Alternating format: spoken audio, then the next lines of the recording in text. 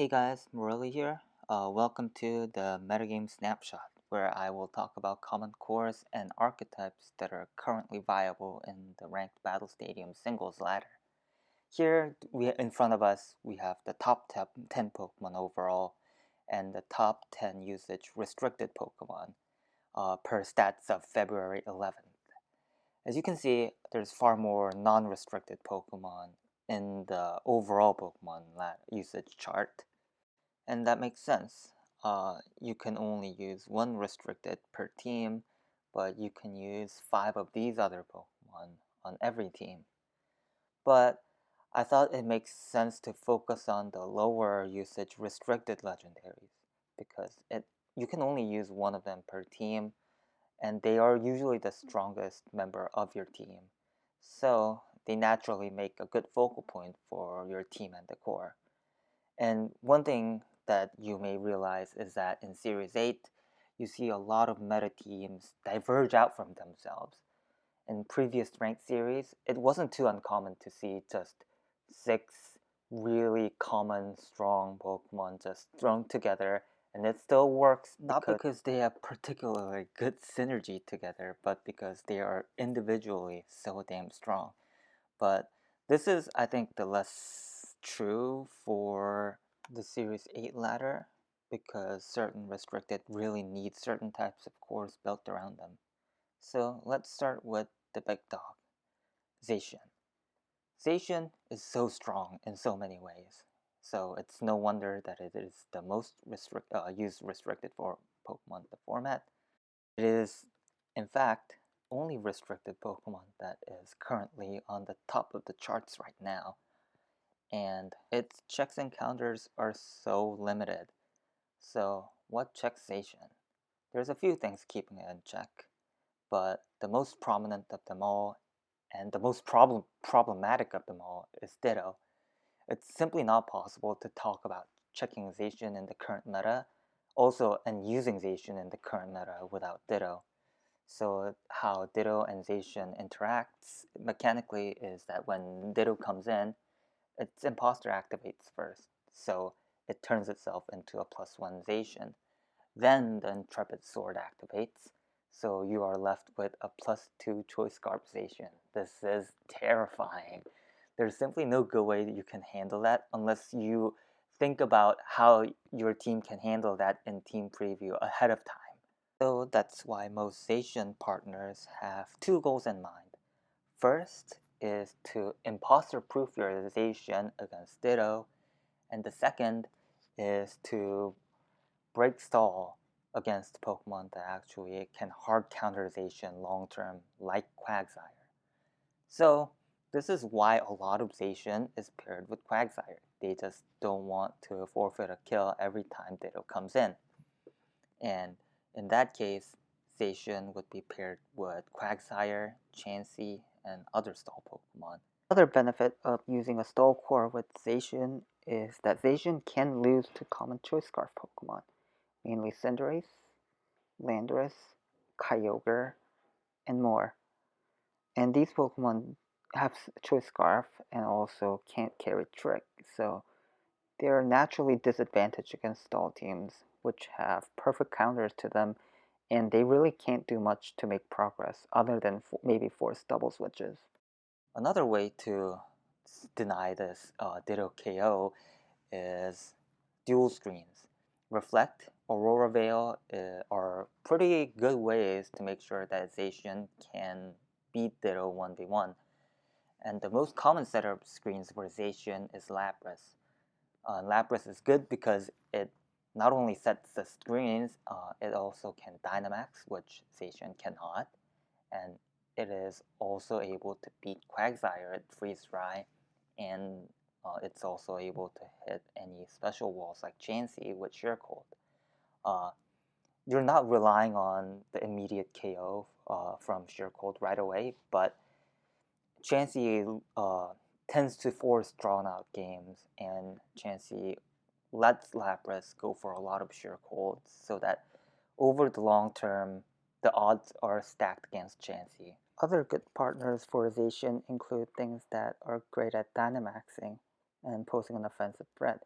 things like Zapdos and Cinderace are pretty good Dynamax attackers, and make up for the fact that the stall Pokemon like Quagsire and Chansey, and maybe even Lapras. Lapras can be a good Dynamax attacker, but it doesn't pose that immediate threat because like Clay Lapras does not hit very hard off the bat. Now let's look at the move options listed above.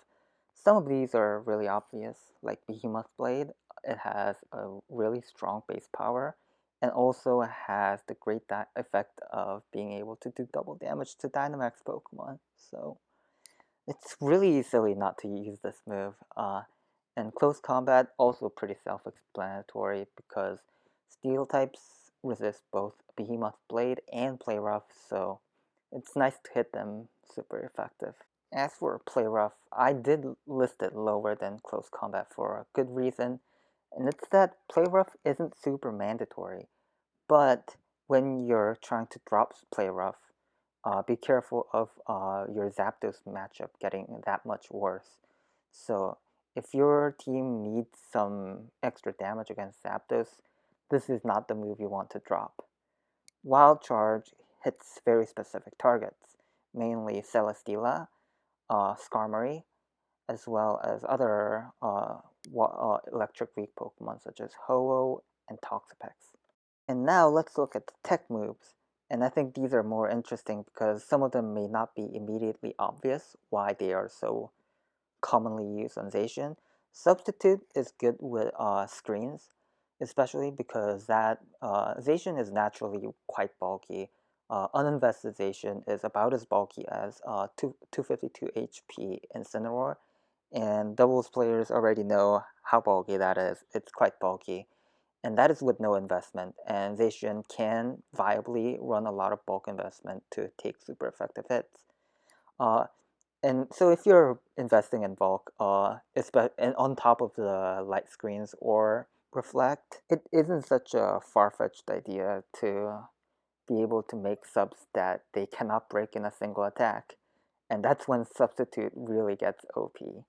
And Substitute also has the benefit of denying the Ditto Revenge Kill, as I said before, this is a really important factor in trying to use Zacian effectively. Crunch, I don't personally really like it, but it does hit Shedinja. It also hits Necrozma super effective, though I'm actually not sure if that's a good thing or not.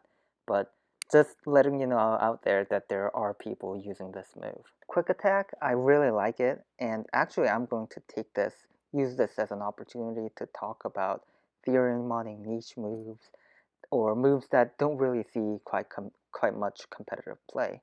Quick Attack is meant to be used on screenization teams, and what this allows you to do is go for a Behemoth Blade onto the Ditto that has transformed into Zacian, and the follow-up Quick Attack would always get the KO.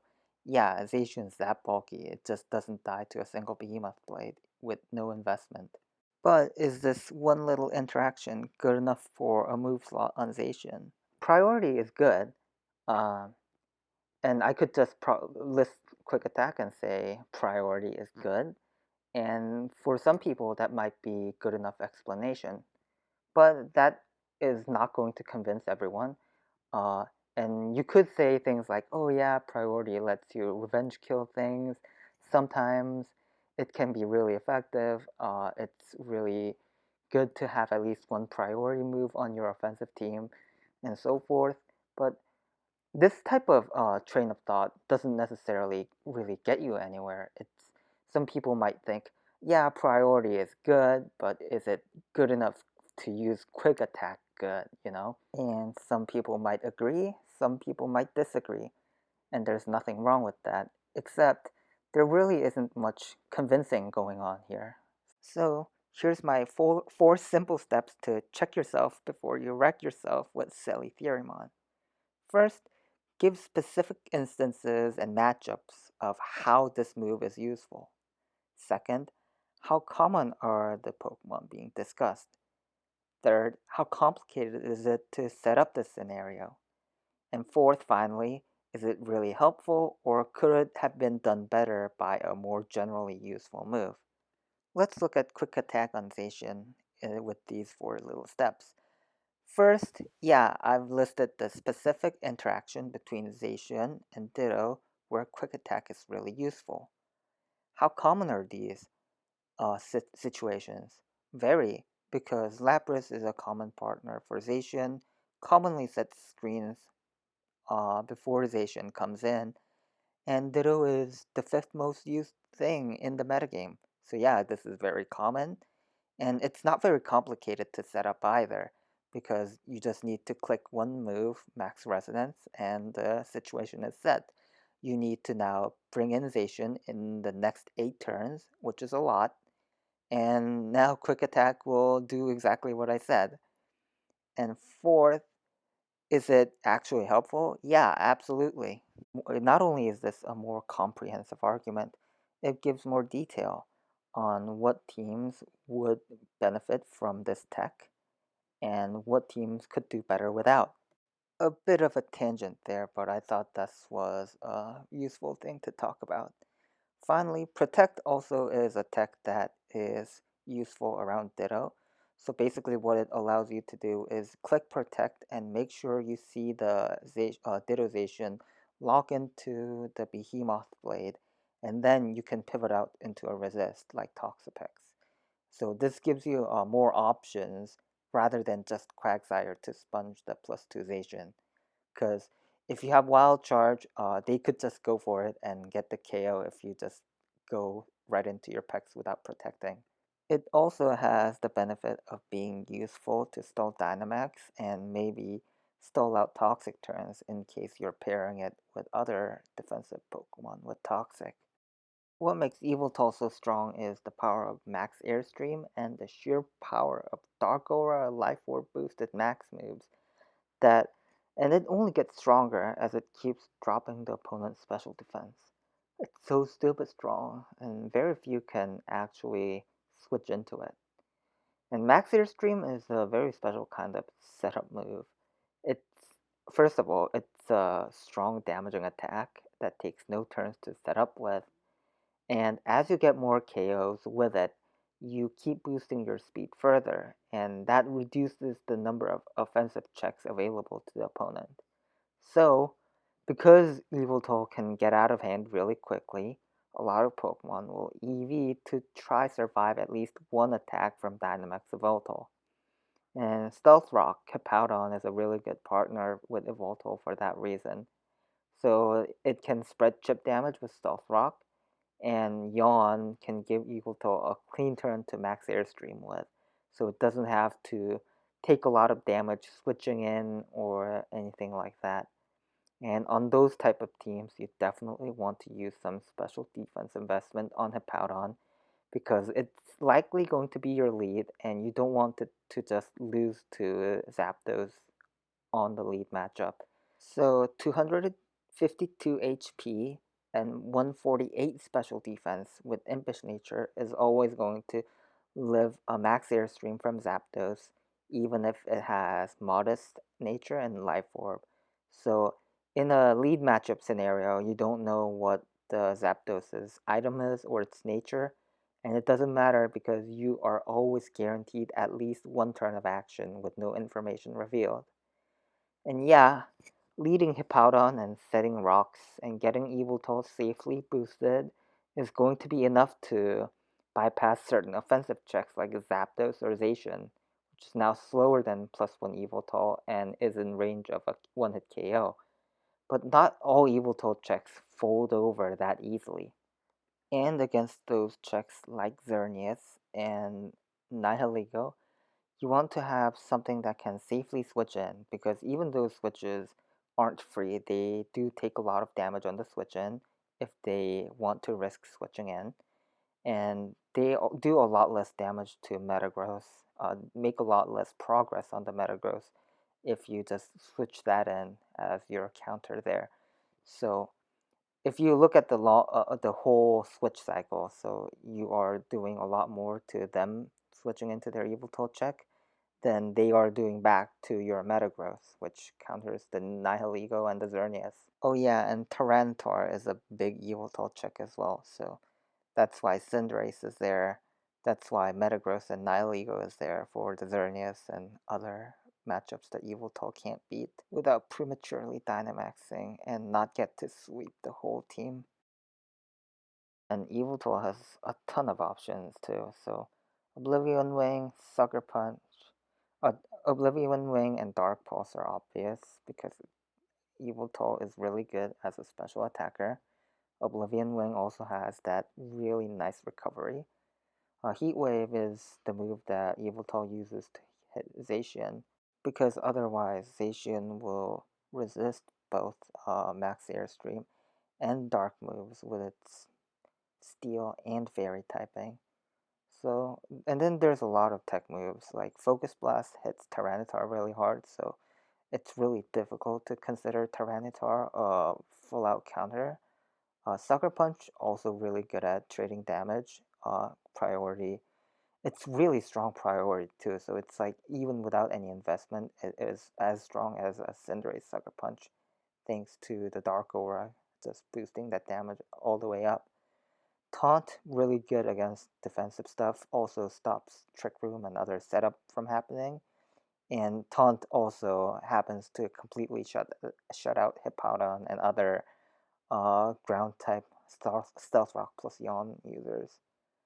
U-Turn, also not super threatening, but it takes advantage of Yveltal's immediate threat with the ability to Dynamax, so they might a lot of times you might see the opponent panic Dynamax in front of Yveltal, similarly to Zapdos, and the U-turn lets you kind of see if they switched out or if they Dynamaxed, and if they Dynamax, you can just safely go into your counter there and take advantage of that, and you still have your Dynamax in the back to use with Yveltal and just clean up the opponent.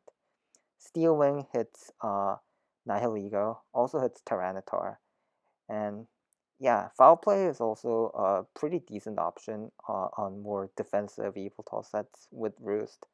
Yeah, that's Yveltal for you. It's really strong. I would say it is probably the top two restricted with Zacian, just because of its sheer versatility and damage. Eternatus is really interesting, and you might say, oh, I really hate using Stall and Fair, but you still shouldn't count using Eternatus out because Eternatus tend to have really two starkly different options that are very much, sometimes they're very much obvious in team preview. And the first set is the Stall set with Eternatus having pretty good HP and defense and all that, but it has also the ability to use Cosmic Power and Recover. It also gets really nice utility moves like Toxic Spikes, and more. And it's also able to use Substitute plus Recover to stall out low base power exclusive moves from opposing legendaries with pressure. So that is one set, and as you can see below, they are commonly partnered with standard stall Pokemon like Chansey, Quagsire, Celesteela, and Ditto. So yeah, that's one option that is probably a lot more popular. But there are other options with Eternatus, which is the offensive trading option. So you can use things like Choice Specs Eternatus or Meteor Beam Eternatus, and that way you're going to be able to do a lot of damage with the Dynamax Cannon.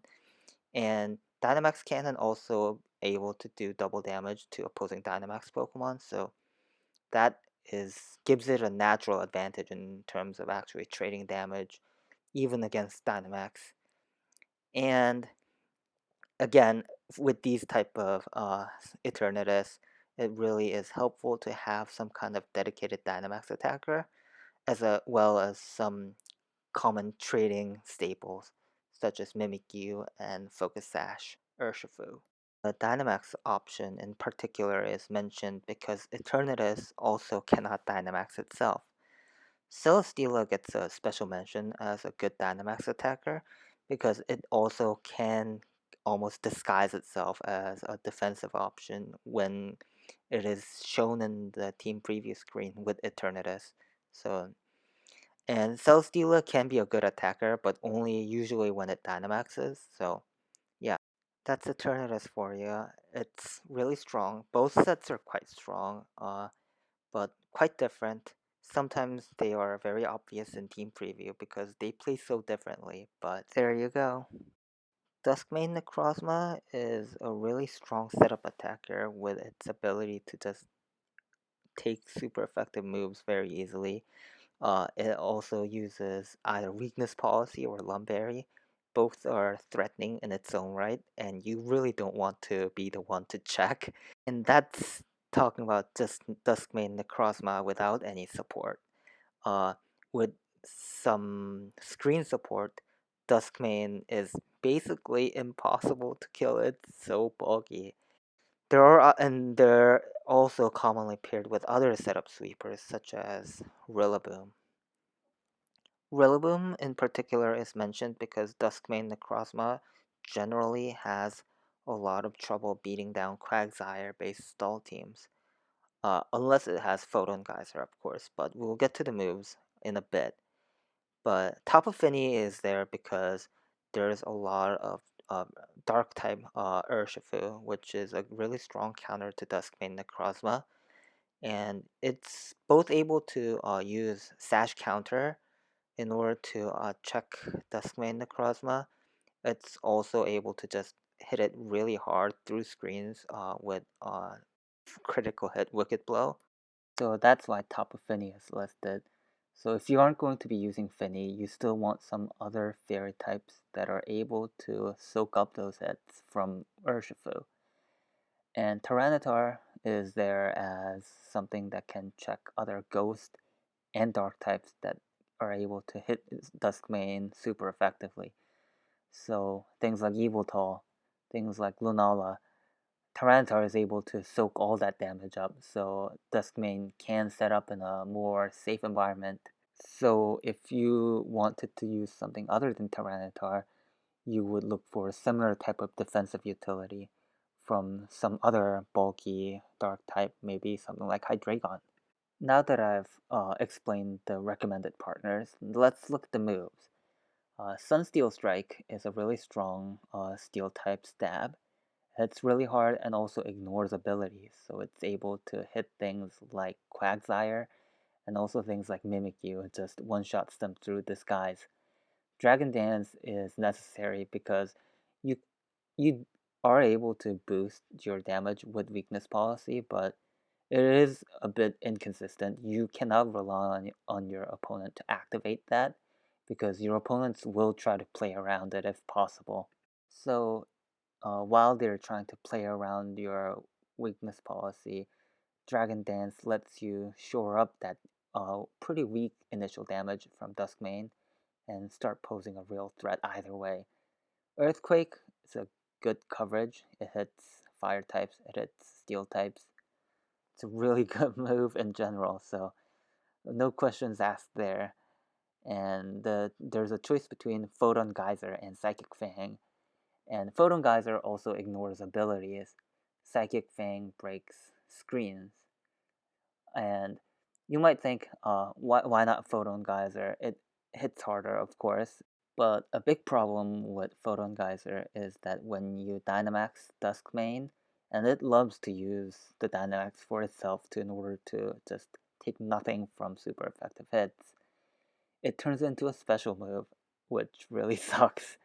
So if you are using a Photon Geyser Duskmane, you want to use max special attack IVs.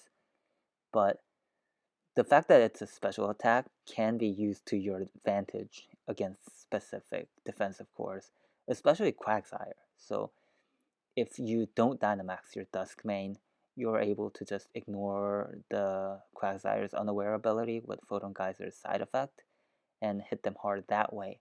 But if you were forced to Dynamax by something else, you're still able to hit the Quagsire hard because its special defense is really bad. So that's one way to take advantage of this mechanic that is technically bad for you. For the other tech options, Rock Blast and Stone Edge are used on Necrozma that aren't using the Psychic Stab. So that way you don't want to get walled by Zapdos in case you are using Steel and Earthquake as your only attacks. Morning Sun with Dusk main gives you a lot more longevity, so it's able to take advantage of its good bulk and switch around into resisted hits without feeling that like you've gimped yourself for the end game. Finally, Substitute lets Necrozma set up in face of potential status moves and things like weak Scalds. So it's able to just ignore that, set up on things like Quagsire all day. It's really nice. The final of the big five is Kyogre. It really has no business hitting as hard as it does with its Scarf set. It just hits so hard, it just one-shots Zacian with Water Spout, and that's absurd. Because usually you just need a super effective stab hit to actually get the KO on that thing. Uh, it has very few options, effective options, so Origin Pulse, Thunder, Ice Beam, and it gets a few more options for stab water moves in case your health gets low, like Origin Pulse, Scarf, Scald, Surf. But in practice, they don't matter that much in terms of their difference. Calm Mind is a pretty useful setup move. I don't see it a lot right now, but I think it's a pretty good set. We might see more of it popping up. Calm Mind plus Rest plus Sleep Talk is going to let Kyogre just break through Chansey without having to rely on that Specs Water Spout. And after that, it's just a bunch of meme options. Did forget to put it on there, but Ancient Power is able to snipe opposing Shedinja, but I don't think it's going to be that useful. Uh, so what I'm trying to say with Kyogre is that a lot of it is very much expected. You pretty much know what Kyogre is going to do, but a lot of times you just can't stop it anyways because it hits so damn hard. And that's why Kyogre is so popular on teams that try to trade damage effectively. It does a lot of damage, and there is basically no mitigating it unless you have a Chansey or a water immunity. So it's like Dracovish before Dracovish. Because, right, even if things like Ferrothorn or Toxapex can switch into resisted water moves, it's still really going to sting, force them to go for the recovery move or Leech Seed just to stay healthy, reasonably healthy, and that could be taken advantage of. Talking of Ferrothorn, it's a really good Kyogre partner as well. It's able to actually take the boosted water moves that your opponent might be able to take advantage of with the Kyogre's Rain. And it also perfectly covers Kyogre's weaknesses to electric and grass, and its 4 times fire weakness is mitigated in the rain. So it's almost perfect synergy. Rillaboom also pretty good synergy, though not as perfect as Ferrothorn. But Rillaboom is a lot more offensive. It's also be able to U-turn on defensive, physically defensive stuff, and get Kyogre in safely with a slow U-turn. Zapdos is also pretty good at pivoting and loves the fact that it cannot miss Hurricane in the rain. Urshifu is good on basically every trading team, but especially with Kyogre because it's able to punish a lot of the especially defensive fat stuff that Kyogre can't beat 1v1. If you are looking for other Kyogre partners, you really have to use other stuff that are able to take advantage of the especially defensive fats. Things like Chansey and Blissey cannot be broken with Kyogre, so you have to get some team support for that, unless you're using Specs Kyogre, of course. And if you are using Specs Kyogre or Calm Mind Rest Kyogre that can beat the specially defensive walls, you would want to use some kind of specially offensive cleanup Pokemon that can take advantage of that. And make sure you have either ways to beat Ferrothorn 1v1, or ways to take advantage of Ferrothorn being worn down so low by Kyogre. Shadow Rider Calyrex, I think, is a bit overrated. I think it's getting too much usage for how good it actually is. But if you want to use it, I think you want to pair it with Lele in order to get that extra damage on the Psyshock. And also, it allows you to dodge priority moves. So things like Shadow Sneak and Sucker Punch are pretty bad for Shadow Rider Calyrex. And Lele's Psychic Terrain lets you just check that off the list of problems that you need to solve. And for the rest of the team, you want a lot of Dark Resists and also Ghost Resists in case you get owned by an opposing Ditto. Draining Kiss is its best attack. It gets to hit Dark types, so that's really unfortunate. But actually, when it Dynamaxes, it's still decently strong. Another thing to keep in mind when you are using Shadow Rider Calyrex is that you probably want to use Life Orb on it. And the big reason for that is that you need to use Life Orb Max Phantasm in order to actually one-hit KO the Zacian. Ho-Oh has a lot of healing. It's got Regenerator and Recover, so it's got it pretty good there. It's also got a really high special defense, also able to burn things with Sacred Fire. It basically has everything a defensive cycle Pokemon would want. You are a bit weak to Stealth Rock, but you got boots for that. You're going to be using this usually with a Fire Grass Water core. So things like Ferrothorn, Quagsire, Gastrodon is also pretty popular with that, even though it's not listed there. I do think it's a bit overrated, considering a lot of common, effective, offensive types in the metagame just hit everything neutrally instead of trying to hit things super effectively. So things like ghost types, like dark types like Yveltal, Urshifu, or things like flying types. These are all just hitting everything on that core super, not super effectively, but neutrally. And that is still really bad. And that's exactly why the core is commonly paired with things like Tyranitar and Finny, so that they can at least try to resist and switch into those moves. So yeah, if you want to find other partners for Ho-Oh not listed there, you could look for other options. Gastrodon is really popular as a water type in that core. And you could, instead of Tyranitar, try to find other dark types so that you still have resistances to Ghost and opposing Dark. And you can work to find other partners like that. Ice Rider Calyrex is really good with Trick Room, though I guess Mimikyu is the only setter that I can recommend in good faith. Uh, Porygon 2 might be good, but I haven't tried it out personally. And the other recommended partners on this list, Cinderace, Zapdos, and Landorus, these are usually I've tried to omit these from other cores because they are just so common, they are just everywhere. But I'm doubly recommending them here because of a few reasons. First is you still want something that is able to beat Zacian 1v1. And Cinderace, Zapdos, and Landorus can all do that conditionally. And the second is that, as I said, in order to get your Trick Room up consistently, you want to have at least a few options for immediate Dynamax attackers.